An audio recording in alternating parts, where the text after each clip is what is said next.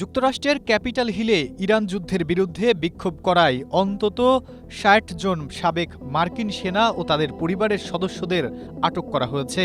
মঙ্গলবার ওয়াশিংটন ডিসির কংগ্রেস ভবন ক্যানন হাউস অফিস বিল্ডিংয়ে এই ঘটনা ঘটেছে।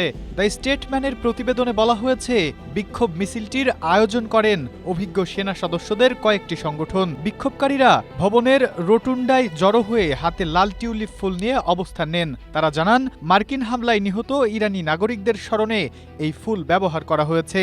পাশাপাশি তারা ইরানের বিরুদ্ধে যুদ্ধ বন্ধ করো লেখা ব্যানার ও প্ল্যাকার্ড প্রদর্শন করেন।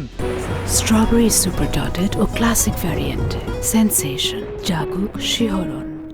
সামাজিক মাধ্যমে ছড়িয়ে পড়া ভিডিওতে দেখা যায় তারা জাতীয় পতাকা ভাঁজ করার একটি আনুষ্ঠানিকতাও পালন করছেন, যা নিহত মার্কিন সেনাদের প্রতি শ্রদ্ধা হিসেবে করা হয়েছে। দীর্ঘ সময় অবস্থানের পর পুলিশ তাদের হাত জিপটাই দিয়ে বেঁধে ভবন থেকে সরিয়ে নেয়। ঘটনাটি যুক্তরাষ্ট্রের চলমান সামরিক অভিযানের বিরুদ্ধে সাবেক সেনা ও সাধারণ মানুষের মধ্যে বাড়তে থাকা অসন্তোষের প্রতিফলন বলে অভিহিত করছেন বিশ্লেষকরা।